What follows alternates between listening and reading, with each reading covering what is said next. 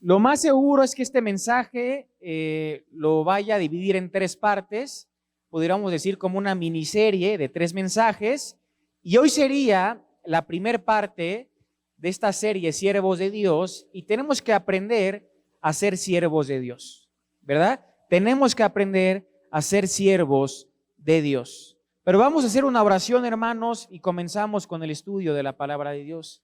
Padre, te damos gracias.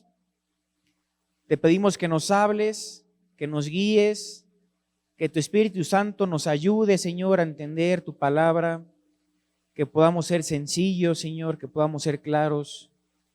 Y Padre, que entendamos la importancia de ser siervo, Señor, que entendamos el concepto de ser un siervo tuyo, de trabajar para tu obra, de trabajar para ti, Señor. Padre, que la palabra pueda quedar guardada en nuestra mente, en nuestro corazón. Y gracias por este tiempo que tú nos das de estar en este lugar. Nos ponemos en tus manos, en el nombre de Jesús. Amén. Entonces, hermanos, aprendiendo a ser siervos de Dios. Me gusta lo que un pastor mencionó una vez. Escuché un pastor que estaba predicando y este pastor decía lo siguiente: a lo más que puede aspirar un creyente a ser es a ser un siervo de Dios. Porque él decía, Jesús vino a servir. Y un creyente no puede ser más de lo que Cristo fue. Entonces el pastor decía, a lo que más podemos aspirar es a ser siervos de Dios. Porque Jesús mismo vino a eso, hermanos, vino a servir. Y si leemos la Biblia describe a Jesús como el siervo de Dios. Ahorita lo vamos a ver en unos pasajes, pero la Biblia describe a Jesús como el siervo de Dios. Y Jesús vino aquí a la tierra como siervo a cumplir la voluntad de Dios de redención para la humanidad. Veamos lo que dice Pablo en Filipenses capítulo 2, para que veamos cómo la Biblia habla que Jesús vino a servir, vino a ser un siervo. Y dice Filipenses capítulo 2, el apóstol Pablo, versículos 5 al 8. Filipenses 2, versículos 5 al 8, dice así: haya pues en vosotros este sentir que hubo también en Cristo Jesús, el cual, siendo en forma de Dios, no estimó el ser igual a Dios como cosa que aferrarse, sino que se despojó a sí mismo, tomando forma de siervo, hecho semejante a los hombres, y estando en la condición de hombre, se humilló a sí mismo, haciéndose obediente hasta la muerte y muerte de cruz. Fíjense lo que dice el apóstol Pablo: haya también en nosotros, en cada uno de nosotros, este sentir que hubo en Cristo Jesús. Ahora, ¿y qué es lo que dice después? Sino que se despojó a sí mismo, tomando forma de siervo. O sea, hermanos, Jesús mismo vino a servir. Vino como un siervo de Dios. Vayamos al Evangelio de Mateo, capítulo 20. Cómo Jesús mismo se describe como un siervo. Dice Mateo capítulo 20, versículo 26. Va a aparecer en las pantallas, Mateo 20, 26. Dice, mas entre vosotros no será así, dice Jesús, sino el que quiera hacerse grande entre vosotros será vuestro servidor. Y el que quiera ser el primero entre vosotros será vuestro siervo. Versículo 28, como el Hijo del Hombre no vino para ser servido, sino para servir y para dar su vida en rescate por muchos. Pues ya vimos simplemente en 2 pasajes de la Biblia que Jesús mismo vino como siervo. Vino a ser el siervo de Dios. Y si leemos Juan 20, 21, dice, como me envió el Padre, así también yo los envío a ustedes. Entonces, hermanos, podríamos hacernos la pregunta, según los pasajes que hemos leído en esta mañana, ¿usted cree que nosotros debemos ser siervos de Dios? Por supuesto que sí. Tenemos que ser siervos de Dios. Ahora, la pregunta que te quiero hacer es, ¿qué es un siervo? Si tú y yo tenemos que ser siervos de Dios, y la Biblia nos llama a eso, y tenemos que seguir e imitar lo que Jesús fue un siervo, ¿qué es un siervo de Dios? No podemos ser algo que no sabemos qué es, ¿verdad? No podemos ser un siervo de Dios si no sabemos qué es un siervo. Ahora, yo estoy seguro que la mayoría de los que estamos aquí diría, bueno, un siervo es una persona que sabe lo que el maestro hace o lo que el maestro quiere que yo haga y yo lo hago, ¿verdad? Porque para el mundo esa es la definición de un siervo. O sea, el concepto común es un hombre, una mujer que va con su jefe, va con su patrón y le dice, maestro, ¿qué quieres que yo haga? El maestro le dice, quiero que hagas tal cosa, y el siervo va y lo hace por cuenta propia, ¿verdad? Ese es el concepto común que el mundo tiene de la palabra siervo. Pero hermanos, este no es el concepto bíblico de lo que es un siervo de Dios. Hay un error común que muchas personas cometen y es obtener del mundo definiciones de una verdad bíblica. Si nosotros vemos un principio bíblico, si nosotros vemos una verdad bíblica, verdad que aparece en la palabra de Dios, no podemos sacar esta definición de un concepto del mundo. Tenemos que dejar que la Biblia misma nos explique, nos enseñe entonces cuál es el concepto de un siervo. Entonces vamos a ver, hermanos, en la Biblia cuál es el concepto del siervo de Dios. Vamos a Jeremías capítulo 18.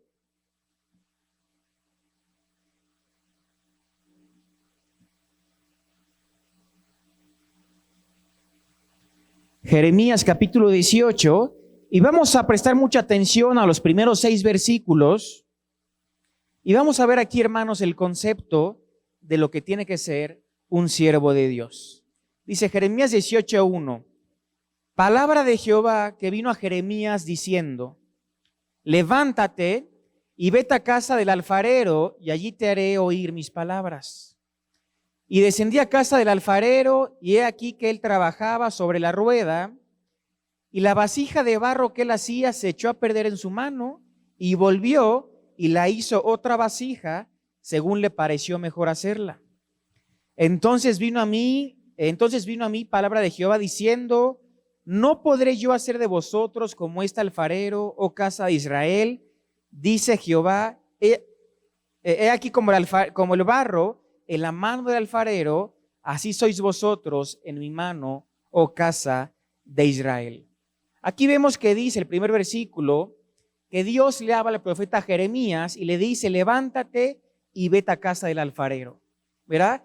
Va Jeremías, entra a la casa del alfarero, y cuando Jeremías entra a su casa, dice que vio al alfarero y que él estaba trabajando sobre la rueda. Estaba trabajando con el barro, estaba haciendo no sabemos qué forma, pero dice versículo 4 que la vasija de barro que él hacía se echó a perder y que volvió a hacer otra vasija, ¿verdad? Y dice el versículo 5, el versículo 6, no podré yo hacer de vosotros como este alfarero, oh casa de Israel. Y dice versículo 6, así sois vosotros en mi mano, oh casa de Israel.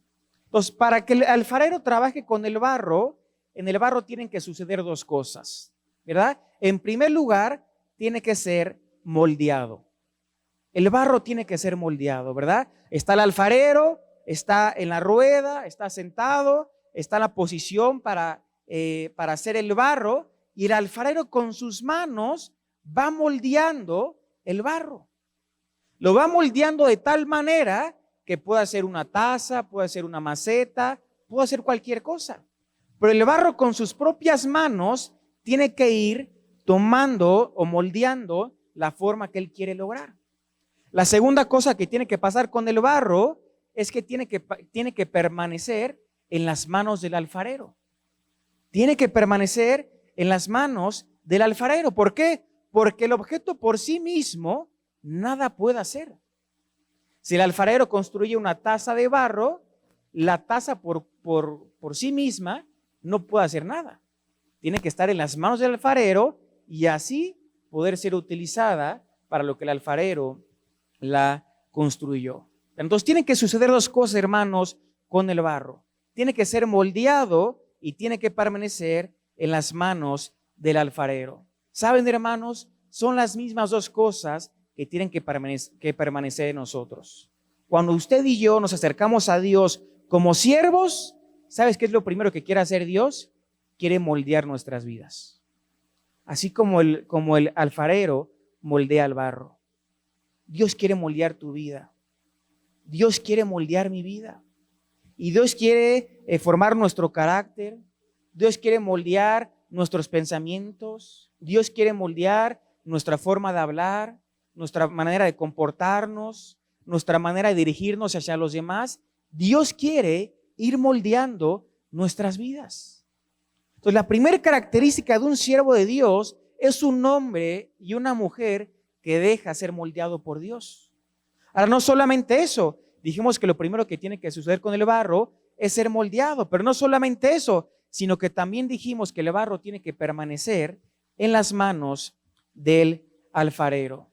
Así como dijimos que el objeto no puede hacer nada por sí mismo, nosotros tampoco, hermanos, no podemos hacer nada por nosotros mismos. Necesitamos de nuestro maestro. Necesitamos del alfarero, ¿verdad? Nosotros tampoco tenemos la capacidad de cumplir lo que Dios nos pide, excepto estando donde Él quiere que estemos. O si tú y yo queremos ser siervos de Dios, si tú quieres ser una sierva de Dios, tenemos que cumplir estas dos cosas. Tenemos que ser moldeados por Dios y tenemos que permanecer en las manos del alfarero, en las manos de nuestro Dios. Porque ¿cuánto puede hacer el siervo por sí mismo? Absolutamente nada. Fíjense qué es lo que dijo Jesús. Juan 5:19.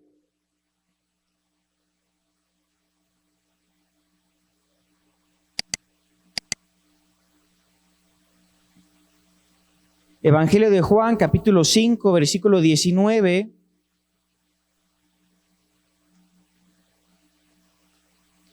Dijo Jesús, respondió entonces Jesús y les dijo, de cierto os digo, no puede el Hijo hacer nada por sí mismo, sino lo que va a hacer al Padre, porque todo lo que el Padre hace, también lo hace el Hijo igualmente. Entonces, ¿qué dice Jesús? No puede hacer el Hijo hacer nada por sí mismo. Hermanos, nosotros también, si somos siervos de Dios, no podemos hacer nada por cuenta propia. Porque ¿qué dice Juan capítulo 15, versículo 5? Dice Jesús, yo soy la vid, vosotros los pámpanos, el que permanece en mí y yo en vosotros, este lleva mucho fruto, porque separados de mí, nada puedes hacer. Nada podéis hacer.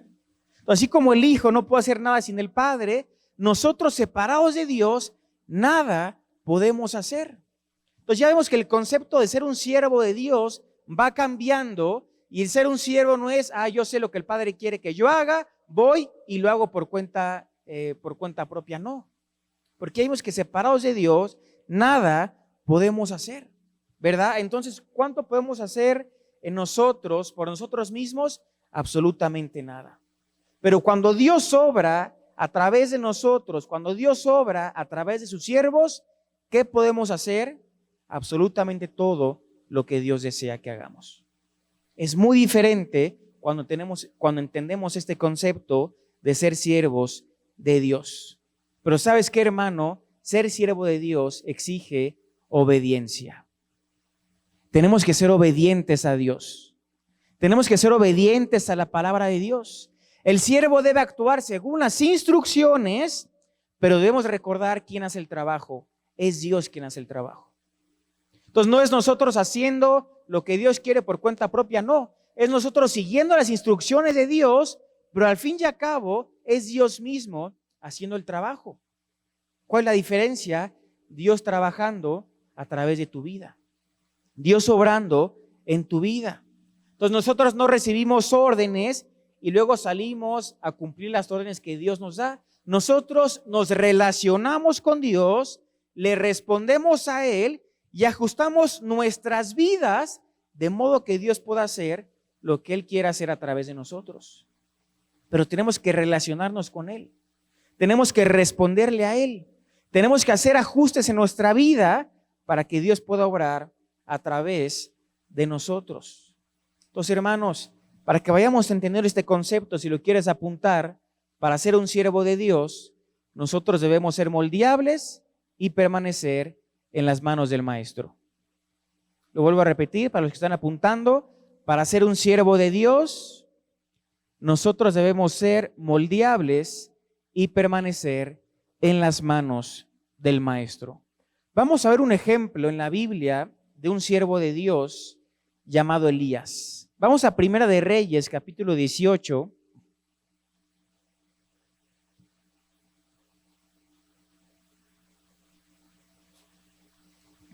Primera de Reyes, capítulo 18. Y Elías, hermanos, era un profeta de Dios. Él era un siervo de Dios. Y este capítulo 18, no lo vamos a leer todo, pero es una historia que uno la lee, no sé si estés familiarizado con esta historia, pero si llegamos a leer esta historia, es una historia increíble. Es una historia sorprendente de lo que Dios puede hacer a través de una persona. Ahora fíjense, vamos a ver, para entrar un poquito en contexto, versículo 16, Primera de Reyes 18, 16, dice: entonces Abdías fue a encontrarse con Acab y le dio el aviso, y Acab vino a encontrarse con Elías. Cuando Acab vio a Elías, le dijo: ¿eres tú el que turbas a Israel? Versículo 18, y él respondió: yo no he turbado a Israel, sino tú y la casa de tu padre, dejando los mandamientos de Jehová y siguiendo a los Baales.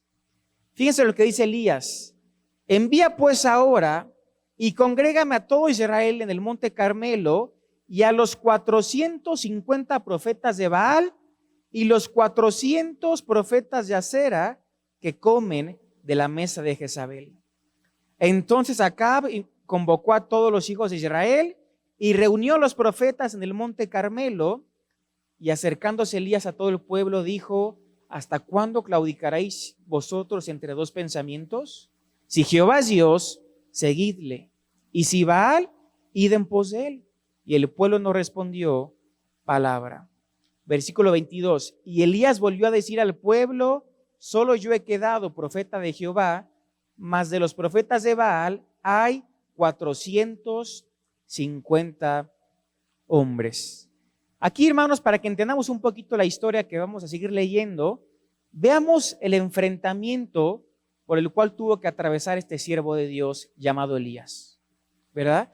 Dice que el pueblo se había desviado. El profeta Elías les dice: tienen que convocarme a todos los hijos de Israel, a toda la casa de Israel, y les dice: y tienen que convocarme a los 450 profetas de Baal, ¿verdad? Entonces imagínense el enfrentamiento para este siervo de Dios. Era 1 contra 450.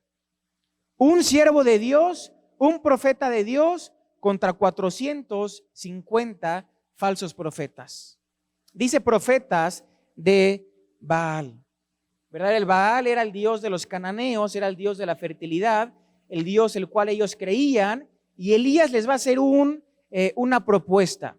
Y Elías va a querer demostrar quién es el verdadero Dios. Fíjense qué es lo que va a pasar. Vamos a leer versículo 23 para que veamos la prueba que les propuso Elías. Dice versículo 23 y 24: dénsenos pues 2 bueyes y escojan ellos uno y córtelo en pedazos y pónganlo sobre leña, pero no pongan fuego debajo. Y yo prepararé el otro buey y lo pondré sobre leña y ningún fuego pondré debajo. Invocad luego vosotros el nombre de vuestros dioses, y yo invocaré el nombre de Jehová. Y el Dios que respondiera por medio de fuego, ese sea Dios. Y todo el pueblo respondió diciendo: bien has dicho, bien has dicho. ¿Cuál es el enfrentamiento? Un profeta de Dios contra 450 profetas de Baal. Y la prueba que propuso Elías era que cada uno, los 450 profetas de Baal, iban a tener un buey y un animal, y Elías también iba a tener un animal. Ellos tenían que cortar el animal en pedazos, lo tenían que preparar en el holocausto, en el altar, para hacer un sacrificio a Dios. Y les dice Elías: y el Dios que responda por medio del fuego, ese va a ser el Dios verdadero. Vamos a ver quién es el Dios verdadero. Si su Dios Baal o el Dios del cual yo estoy hablando, es lo que está diciendo el profeta Elías, ¿verdad? Imagínense, si Elías llegaba a fracasar en esta misión, en esta propuesta, él iba a perder la vida.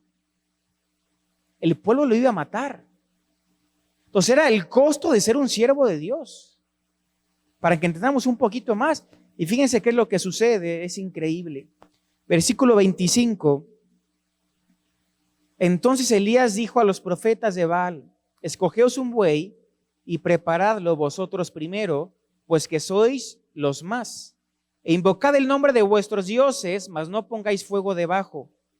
Y ellos, los Baales, tomaron el buey que le fue dado y lo prepararon e invocaron el nombre de Baal desde la mañana hasta el mediodía, diciendo: Baal, respóndenos. Pero no había voz, ni quien respondiese. Entre tanto, ellos andaban saltando cerca del altar que habían hecho, y aconteció al mediodía que Elías se burlaba de ellos, diciendo: gritad en alta voz, porque Dios es. Quizá está meditando, quizá tiene algún trabajo, o va de camino, tal vez duerme y hay que despertarle. Y ellos clamaban a grandes voces y se sajaban con cuchillos y con lancetas, conforme a su costumbre, hasta chorrear la sangre sobre ellos. Pasó el mediodía y ellos siguieron gritando frenéticamente hasta la hora de ofrecerse el sacrificio, pero no hubo ninguna voz, ni quien respondiese, ni escuchase. 450 profetas de Baal gritando, cortándose con cuchillos, sangrando, para que su Dios falso les respondiera. Desde la mañana hasta el mediodía, y no hubo respuesta de parte de su Dios. 450 profetas clamando a un Dios falso y no hubo respuesta de su Dios. Y aquí entra Elías y veamos qué es lo que sucede. Versículo 30. Entonces dijo Elías a todo el pueblo: acercaos a mí. Y todo el pueblo se le acercó. Y él arregló el altar de Jehová que estaba arruinado. Y tomando Elías 12 piedras conforme al número de las tribus de los hijos de Jacob, al cual había sido dada palabra de Jehová diciendo: Israel será tu nombre, edificó con las piedras un altar en el nombre de Jehová. Después hizo una zanja alrededor del altar en que cupieran 2 medidas de grano. Preparó luego la leña y cortó el buey en pedazos y lo puso sobre la leña. Y dijo, fíjense qué hizo más aparte de esto: llenad 4 cántaros de agua y derramadla sobre el holocausto y sobre la leña. Y dijo: hacedlo otra vez, y otra vez lo hicieron. Dijo aún: hacedlo la tercera vez, y lo hicieron la tercera vez. O sea, aparte de todo lo que estaba preparando para hacer el sacrificio, dice: échenle agua una vez. No solamente échenle agua 2 veces, échenle agua 3 veces, porque si Dios responde, va a ser más grande el milagro. ¿Qué fue lo que sucedió? Cuando llegó la hora de ofrecer, versículo 36, el holocausto, se acercó el profeta Elías y dijo: Jehová, Dios de Abraham, de Isaac y de Israel, sea hoy manifiesto que tú eres Dios en Israel, que yo soy tu siervo y que por mandato tuyo he hecho todas estas cosas. Respóndeme, Jehová, respóndeme para que conozca este pueblo que tú, oh Jehová, eres el Dios y que tú vuelves a ti el corazón de ellos. Entonces cayó fuego de Jehová y consumió el holocausto, la leña, las piedras y el polvo, y aún lamió el agua que estaba en la zanja. Viéndolo todo el pueblo, se postraron y dijeron: Jehová es el Dios, Jehová es el Dios. Hermanos, esta es una historia impresionante que nos relata de lo que hizo el profeta Elías. Mojaron el holocausto, el sacrificio 3 veces, pero Elías quería demostrar quién era el Dios verdadero, quién era el único Dios. Dice que Jehová respondió por medio del fuego y consumió todo. Todo lo consumió. Pero hermanos, para mí en todo este pasaje que acabamos de leer, hay un versículo clave para todo lo que sucedió. Versículo 36. El versículo 36 es el versículo clave porque dice en la parte final: y que yo soy tu siervo y que por mandato tuyo he hecho todas estas cosas. Fíjate lo que dice Dios: yo soy tu siervo y por mandato tuyo he hecho todas estas cosas. Este es el versículo clave, hermanos. ¿Por qué? Porque Elías estaba actuando por mandato de Dios. Elías estaba actuando por mandato de Dios y no estaba actuando por iniciativa propia. Elías tenía que estar con Dios.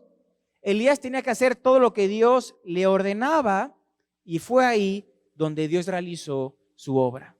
Fue ahí donde Dios realizó sus propósitos mediante el profeta. Porque yo les pregunto, hermanos, ¿fue Dios o fue Elías quien hizo descender el fuego? Fue Dios, ¿verdad? Por supuesto que fue Dios. Entonces, ¿qué hizo Elías? ¿Qué hizo el siervo? Simplemente obedeció. Es justamente lo que nosotros tenemos que hacer, hermanos.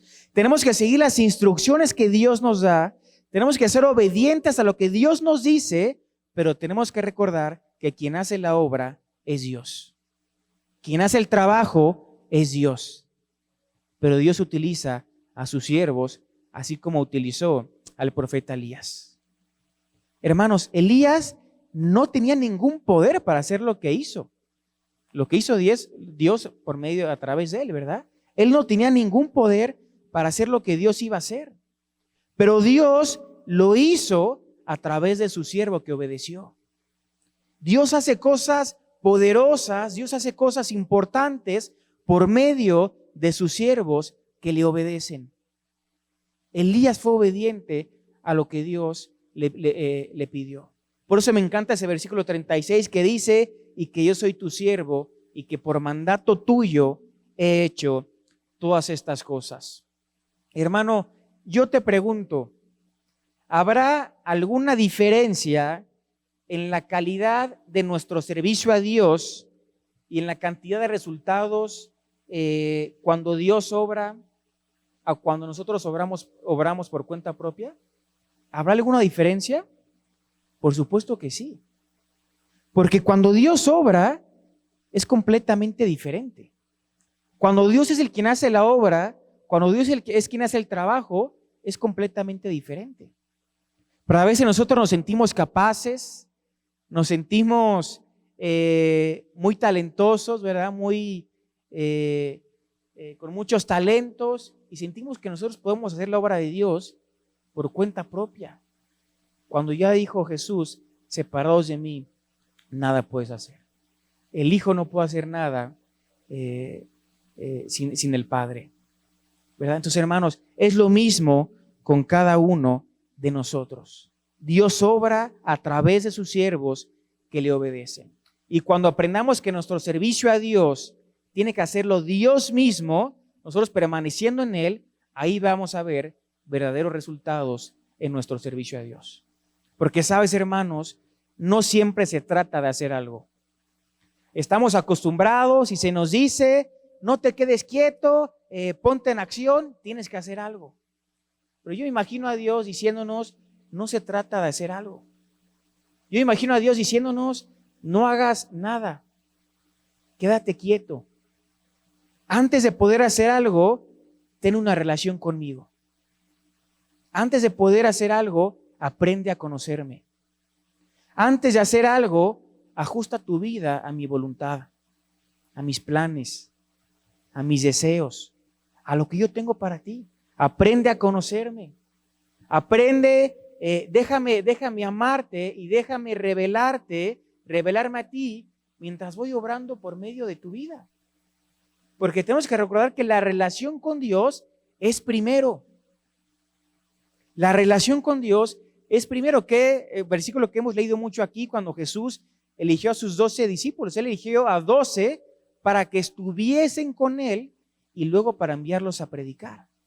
Porque la relación con Dios, hermanos, es en primer lugar. Ya habrá tiempo de obrar, pero no podemos saltar la relación con Dios. Y sabes, hermanos, nosotros llegamos a conocer a Dios por medio de la experiencia que tengo cuando le obedezco. Yo llego a conocer a Dios por medio de la experiencia que tengo cuando le obedezco. Mientras voy obedeciendo a Dios, mientras voy obedeciendo a su palabra, es cuando más voy conociendo a Dios por experiencia personal, por experiencia propia. porque conforme le vamos obedeciendo, Él va obrando a través de nuestras vidas. Entonces, hermanos, y Él va realizando su obra por medio de nosotros. ¿No te gustaría, hermano, ser un siervo de Dios? ¿Ser una sierva de Dios? ¿Qué es lo primero que tenemos que hacer? Ser moldeados. Un carácter moldeable. ¿Qué es lo segundo que tenemos que hacer? Permanecer en las manos del Maestro. Dice Jesús, el que permanece en mí y yo en vosotros, ese es el que lleva mucho fruto. Entonces, ser moldeables, permanecer en las manos del Maestro. No solamente eso, ¿quieres ser un siervo de Dios? Busca donde está el Maestro y ahí es donde tú tienes que estar. No solamente eso, ¿quieres ser un siervo de Dios? Descubre qué es lo que está haciendo el Maestro y eso es lo que tú tienes que estar haciendo. Fíjese lo que dijo Jesús en Juan 12:26. Juan 12:26.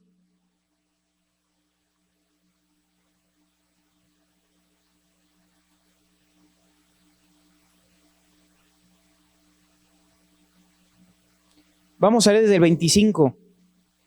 Juan 12:25 dice Jesús, el que ama su vida la perderá, y el que aborrece su vida en este mundo, para vida eterna la guardará. Y fíjense versículo 26. Si alguno me sirve, sígame. Y donde yo estuviere, allí también estará mi servidor. Si alguno me sirviere, mi Padre lo honrará. Hermanos, no podemos aspirar no podemos aspirar nada más que ser siervos de Dios. Y hay una promesa que dice Jesús, y si alguno me sirviere, mi Padre lo honrará. Pero dice Jesús, antes de esas palabras, y donde yo estuviere, allí también estará mi servidor. Busca donde está el Maestro y ahí es donde usted tiene que estar. Busca, investiga qué es lo que está haciendo Dios, qué es lo que está haciendo el Maestro, y eso es lo que nosotros tenemos que estar haciendo. Como en el primer servicio escuchamos la gran comisión, es lo que tenemos que estar haciendo. Es lo que el Maestro quiere, es lo que Dios quiere. Entonces, hermanos, para ir resumiendo este primer mensaje en cuanto a ser siervos de Dios, tenemos que aprender a ser siervos de Dios. Pero quiero dejarte 4 puntos, 5, solamente los voy a leer para que los puedas apuntar a manera de resumen de todo lo que vimos en esta mañana y tarde ya. Primer punto, hermanos, a manera de resumen, para ser un siervo de Dios, debo ser moldeable y permanecer en las manos del Maestro. Por eso tienes que preguntarte, ¿qué tanto te has dejado moldear por el alfarero? ¿Estás siendo como el barro que se deja moldear por las manos de Dios? ¿O hay áreas de tu vida donde no has dejado que Dios trabaje? No solamente eso, ¿qué tanto estás permaneciendo en las manos del alfarero? Porque separado de Él nada puedes hacer. Separado de Él ningún fruto vas a tener en tu vida cristiana. Entonces, en primer lugar, para ser un siervo de Dios, debo ser moldeable y permanecer en las manos del Maestro. En segundo lugar, separado de Dios, nada podemos hacer. Ya es lo más personal, separado de Dios, no puedo hacer nada. No puedo hacer nada. Hermanos, en tercer lugar, con Dios obrando a través de mí, puedo hacer cualquier cosa que Dios desea. Con Dios obrando a través de mí, puedo hacer cualquier cosa que Dios desea. En cuarto lugar, cuando hallo dónde está el Maestro, entonces sé dónde debo estar. Muchos se preguntan, ¿dónde quiere Dios que yo esté? ¿Cuál es el plan de Dios para mi vida? Bueno, cuando encuentras dónde está el Maestro, dónde está Dios, ahí es donde tienes que estar. Donde Dios esté obrando, ahí es donde tú tienes que estar trabajando. En último lugar, hermanos, llegamos a conocer a Dios cuando le obedecemos y Él realiza su obra a través de nosotros. Creo que son puntos, hermanos, que tenemos que meditar, que tenemos que aprender y que entendamos la importancia de tener un concepto bíblico de lo que es un siervo de Dios y cómo nosotros tenemos que aprender a ser siervos de Dios. Tenemos que ser hombres y mujeres que se dejan moldear y que permanecen en las manos del Maestro, porque nuestra relación con Dios es lo más importante. La próxima vez que tratemos el tema de ser siervos, vamos a ver cómo Dios obra a través de sus siervos. Cuando te sientes incapaz, cuando te sientes que no tienes ningún talento, que no tienes ninguna cosa buena, vamos a ver cómo Dios puede obrar por medio y a través de sus siervos. Amén.